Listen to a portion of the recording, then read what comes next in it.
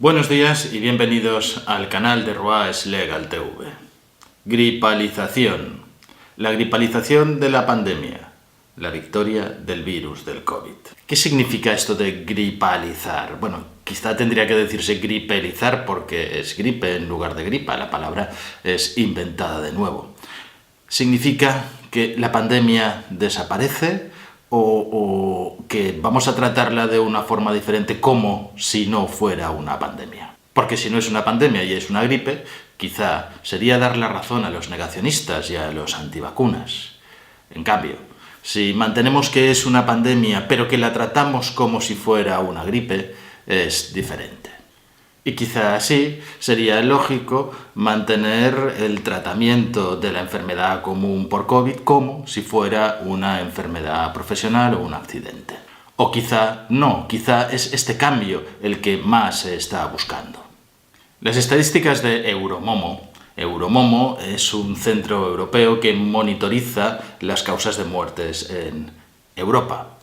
Y a donde todos los sistemas de vigilancia de cada uno de los países van volcando todos estos datos. Estas son las estadísticas de estos últimos años.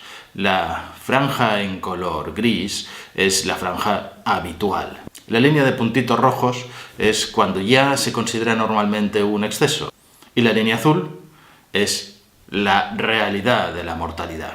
La línea de abajo es porque se cuenta por semanas, semana 1, 2, 3, 4, 5, 2017, 2018, el gráfico empieza en 2017 y vemos que más o menos todo se mantiene y existen unos picos generales en las olas de la pandemia.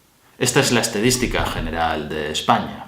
Si vamos a la división que se hace por edades, vemos que hasta los 44 años se mantiene dentro de la franja gris, más o menos, y es a partir de entonces donde hay una mortalidad más acusada. Una de las preguntas que nos podríamos hacer es si es así necesario o si está justificada la vacunación de todos aquellos que tienen menos de 40 años o incluso de los niños que están dentro de las franjas de mortalidad normal. Pero esto es otro debate. Junto con el virus ha venido una actividad legislativa brutal. 34 reales decretos sobre este tema y toda otra serie de leyes que son adyacentes que tienen que ver con la influencia de la situación que ha provocado el COVID. Decretos que se multiplican en las comunidades autónomas y que son distintos en las comunidades autónomas según también digan los otros tribunales, pero que al final lo concreto es lo que nos afecta a nosotros, es lo que afecta a los ciudadanos. Consecuencia de todo esto, tenemos una idea mejor de cómo se puede confinar o no se puede confinar a la población y en qué casos se puede hacer. Hemos cambiado muchas de nuestras formas de trabajar, han salido las videoconferencias ya como comunes en algunos tipos de trabajo, se teletrabaja y se ha regulado a pasos rápidos el teletrabajo. Ha generado unos nuevos tipos de ERTE, que está bien y que serán para aquellos casos de crisis macroeconómicas o crisis sectoriales fuertes, que van a ser financiadas las cotizaciones a la seguridad social en estos casos de crisis por aportaciones del Estado y cotizaciones a la seguridad social, es decir, un gasto más que nos trae la pandemia. Ha precipitado leyes nuevas como las del ingreso mínimo vital en algunas comunidades autónomas y se está debatiendo en Estado, las limitaciones al alquiler, el alquiler social, debates que podían ser socialmente muy necesarios pero que han resultado precipitados.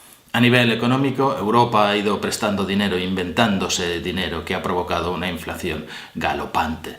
6,7% es lo último que he estado oyendo, cuando las pensiones han crecido no mucho más de un 1,5%. Y además, para financiar toda esta deuda, hoy tenemos más impuestos más caros y otros nuevos impuestos que tenemos que pagar poquito a poquito, pero que al final para el Estado hace un mucho. Y para todos los ciudadanos, que ya somos vulnerables la mayoría, también hace un mucho.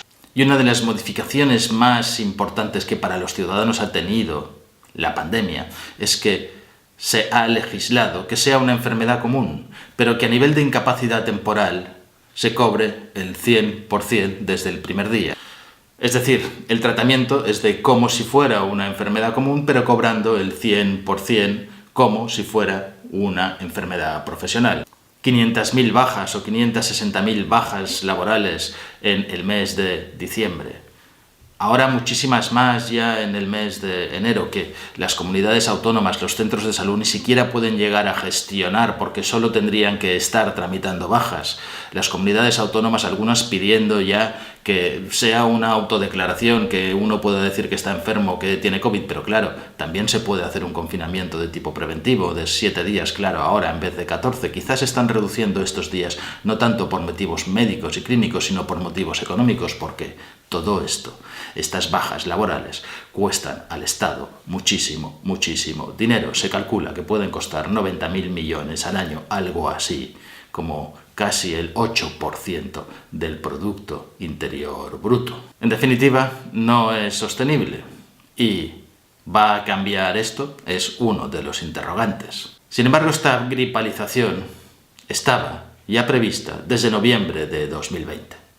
Existe en España una normativa sobre los sistemas de vigilancia de enfermedades y de mortalidad, y cada año va sacando el gobierno cómo se va a hacer este tipo de vigilancia. En noviembre de 2020 se regula cómo va a ser esta vigilancia de la gripe y otros virus respiratorios en la temporada 2021. Y ya en noviembre de 2020, este documento, que es bastante extenso, nos dice que lo que existía en España era un sistema de vigilancia de la gripe, en la que funcionaban también las comunidades autónomas, que este sistema se vio desbordado al venir la pandemia y tener que contar uno por uno todos los infectados, todas las muertes. Se habla hoy en día de una cifra de contagios de 3.500 y pico en España, y en Cataluña, por comarcas, he visto cifras de 4.000, 5.000, incluso en alguna hasta 8.000. Claro, estos son cifras muy elevadas, que en la conciencia de cada uno está diciendo cuántos miles de infectados, cómo está haciendo este virus tanto daño, que parece ser, según algunos médicos, el virus más infeccioso, aunque no más mortal, que haya conocido la historia.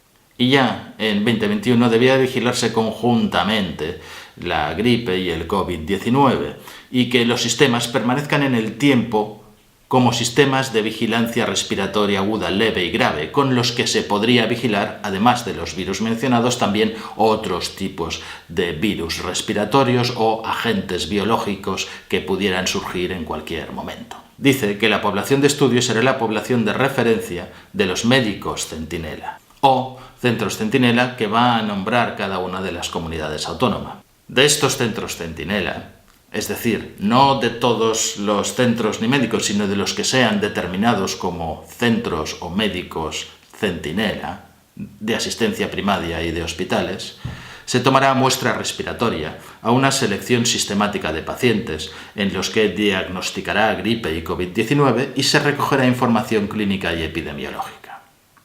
Y a partir de aquí se hará una estimación de qué es lo que está ocurriendo, y dejaremos de tener todas estas cifras diarias, semanales de incidencias de la gripe y todos estos números.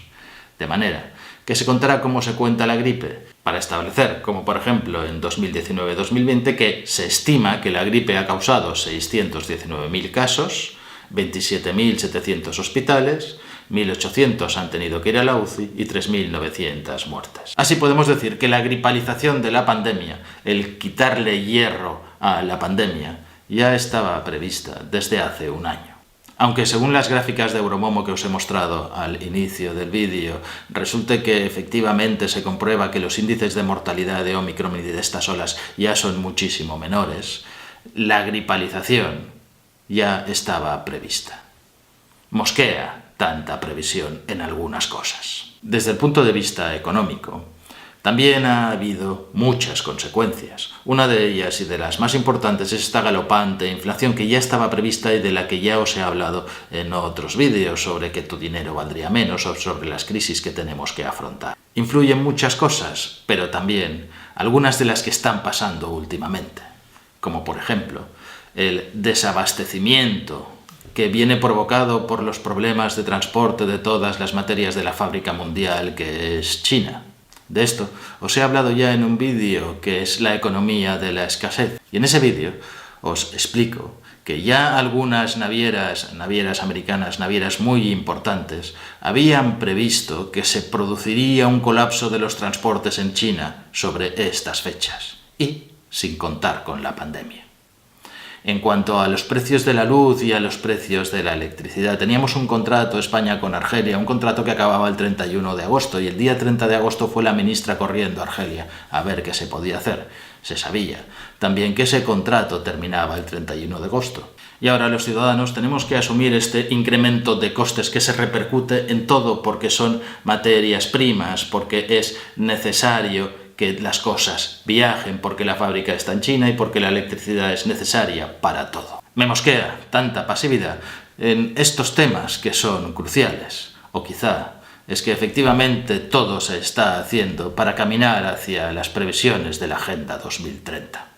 ¿Y ahora qué cuando se gripalice la pandemia? Cuando la pandemia se convierta en una enfermedad común. Una enfermedad común, de verdad, tratada como una enfermedad común. ¿Se seguirán estos ritmos de vacunación en Europa con terceras dosis y ya algunos empezando a hablar de cuartas dosis y algunos médicos también criticándolo por un exceso de dosis de inmunización? ¿Seguirá este tratamiento de enfermedad profesional a las bajas por COVID que tanto dinero cuestan? ¿Seguirá todo este control entre los vacunados y los no vacunados, este pasaporte COVID y la necesidad de identificarse? ¿Se impondrán nuevas limitaciones a los no vacunados? ¿Se les cobrará un impuesto de lo que ya se está empezando a hablar en Inglaterra y en Canadá? ¿Se seguirán tomando medidas para paliar los efectos de esta pandemia en determinados casos en los que haya una afectación más o menos directa? ¿O se comercializarán estas nuevas pastillas como si fueran analgésicos para paliar los efectos del COVID y que sea una enfermedad común? No se ha podido erradicar al virus. Y el mensaje de esta gripalización es que nos acostumbremos a convivir con él y que nos acostumbremos a que esta va a ser la normalidad. Si te ha gustado el vídeo, dale al like, dale a la campanilla para recibir notificaciones de los nuevos vídeos, suscríbete al canal y pon tus comentarios. Seguro que tienes algo que decir.